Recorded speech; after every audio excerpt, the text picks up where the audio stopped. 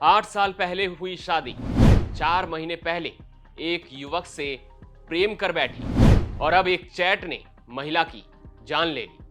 नमस्कार, मैं हूं आशीष कुमार झा और आप देख रहे हैं हरियाणा तक का ये खास show crime story. Crime story की आज की कहानी के दो मुख्य किरदार हैं, पहला रेखा और दूसरा मंजीत। रेखा झज्जर के कड़ौदा गांव की रहने वाली थी।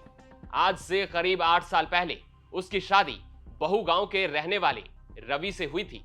जानकारी के अनुसार रवि शराब पीता है और कोई काम धंधा नहीं करता है, इसलिए रेखा झाड़ली प्लांट में नौकरी करती थी। रेखा और रवि के 2 बच्चे भी हैं। तो वही मंजीत रेखा के ससुराल यानी बहू गांव का ही रहने वाला है।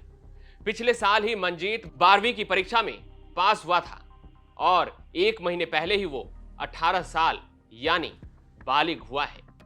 मंजीत अभी कोई काम नहीं करता है। मंजीत के पिता की एक हादसे में मौत हो चुकी है। मौत के बाद हुए एक्सीडेंटल क्लेम से घर का गुजारा चलता है। मंजीत की मां बीमार रहती है, जिन्हें लाने और ले जाने के लिए उसके मामा ने उसे कार दे रखी थी। मंजीत का एक छोटा भाई भी है, जिसने इसी साल 12वीं की परीक्षा पास की है। करीब 4 महीने पहले जब रेखा अपने घर से सुबह प्लांट के लिए निकली तो रास्ते में उसे मंजीत मिला। यहां से दोनों की बातचीत शुरू होती है। इसके बाद मंजीत ने रेखा को कार से बस स्टैंड तक छोड़ने का ऑफर दिया। मंजीत के इस ऑफर को रेखा ने स्वीकार कर लिया और उसके गाड़ी में बैठ गई। अब मंजीत अक्सर रेखा को अपनी गाड़ी से झाड़ली प्लांट छोड़ने लगा। धीरे धीरे दोनों एक दूसरे को प्यार करने लगे। अब बीते 4 मई को सुबह रेखा अपने घर से झाड़ली प्लांट के लिए निकली, लेकिन वो शाम में वापस अपने घर नहीं लौटी। जिसके बाद ससुराल वालों ने रेखा के घर पर फोन किया तो रेखा वहां भी नहीं गई थी।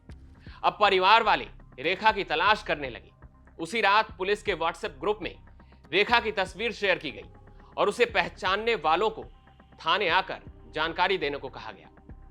अब रेखा की तस्वीर उसके परिवार वालों तक पहुंची, जिसके बाद परिवार वाले थाने पहुंचे और उन्होंने बताया कि रेखा सुबह काम पर जाने के लिए निकली थी, लेकिन दोबारा वो घर नहीं आई।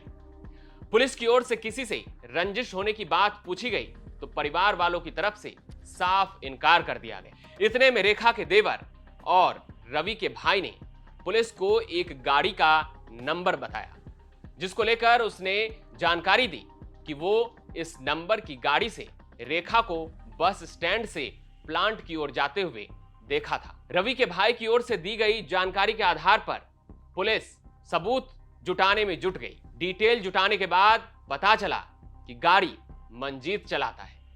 जिसके बाद पुलिस की टीम मंजीत के घर पर पहुंची, लेकिन मंजीत अपने घर पर नहीं था। घर वालों से जब पुलिस ने मंजीत के बारे में पूछा तो परिवार ने कुछ नहीं बताया, जिसके बाद पुलिस का शक अब और गहरा गया। घटना के 6 दिन बाद 10 मई को पुलिस ने मंजीत को गिरफ्तार किया। पूछताछ में मंजीत ने बताया कि 4 मई को दोनों कार से झाड़ली प्लांट के लिए निकले थे।